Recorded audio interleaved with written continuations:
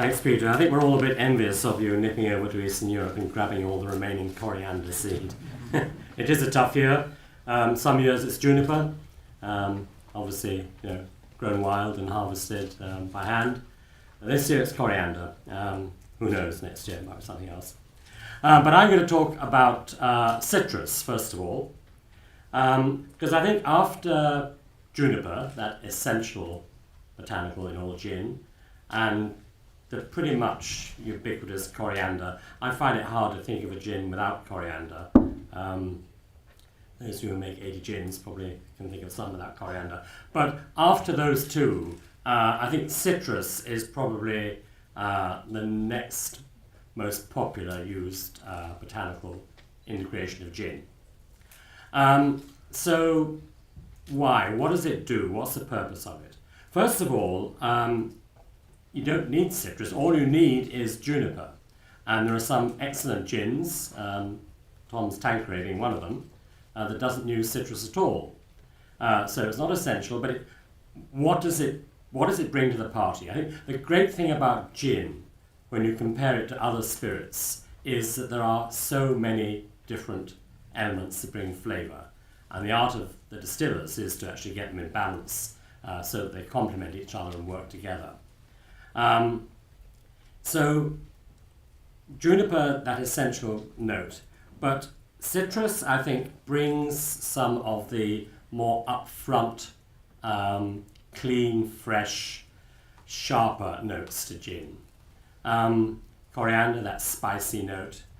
If I look at all the many gins that are out there now and try and put them into some sort of category, it's pretty difficult. I try to keep a library of gins at the distillery, but I can't keep up. There's so many new ones at the moment. The sort of standard headings that I would give them are juniper-led, citrus-led, and then you get spice-led, and herb and floral. That's 5 actually.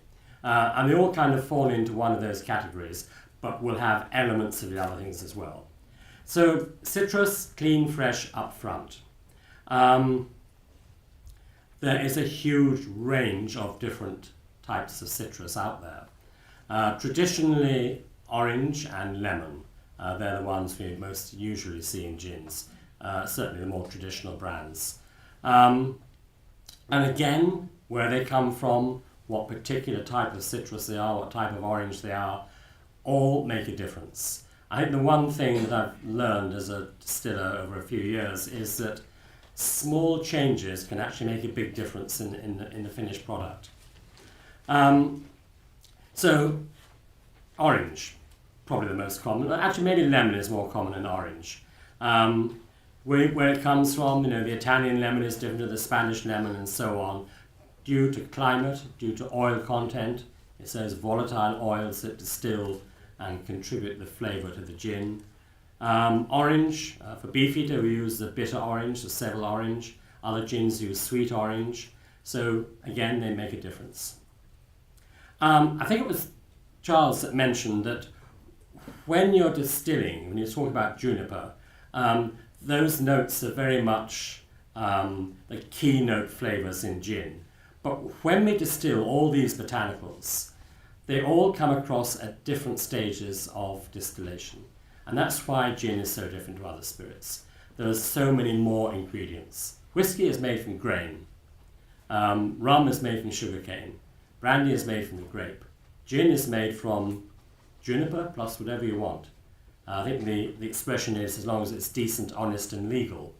I'm waiting for the first gin that isn't quite legal. It won't be me, obviously, but there's a huge range of botanical materials out there. So citrus really changes it. And when we're distilling, all those botanicals come one after another. And if you come to the Beefeater distillery, first thing in the morning, the aroma is, the atmosphere is full of citrus. It's more volatile, it needs less heat to drive off the flavours, and that's the first flavour we've got.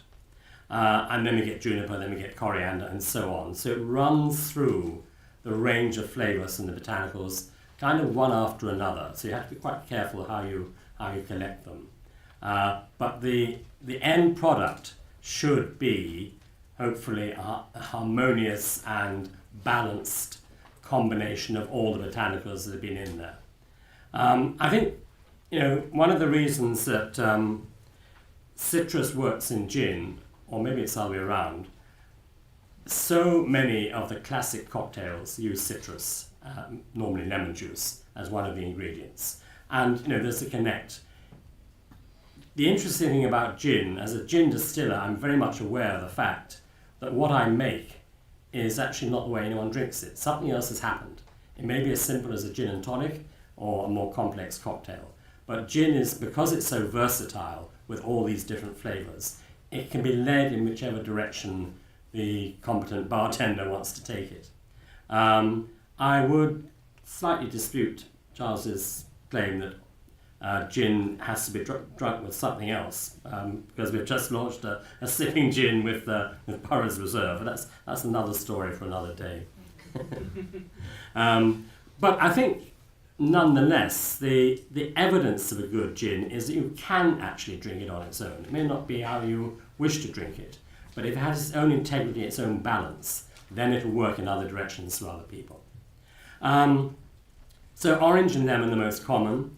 I did a little bit of research because I seem to recall other citruses being used, and of course I remember that I used grapefruit in Beefeater 24. And I went through Gary Regan's book earlier on just to see where else I could find references to citrus. And I found, apart from lemon and orange, tangerine, mandarin, clementine, grapefruit, lime, bergamot. Actually, nearly all of those in Larios 12, which has out of its 12 botanicals, 6 of them are citrus. So, there's a massive range of styles and varieties of citrus. They all have their own part to play, but what they do is to give variety to the gin. So, back to the question about gin being predominantly juniper, which is what it's required to be by European law. It's difficult. Well, I used to work for Plymouth Gin, and when I moved up from Plymouth to Beefeater, the thing I really understood about Beefeater was it was very much citrus-led, particularly orange. So does that mean it's not predominantly juniper? It's a rotten definition, by the way, to say predominantly juniper by taste, because we're all going to taste differently. But there needs to be evidence of juniper there.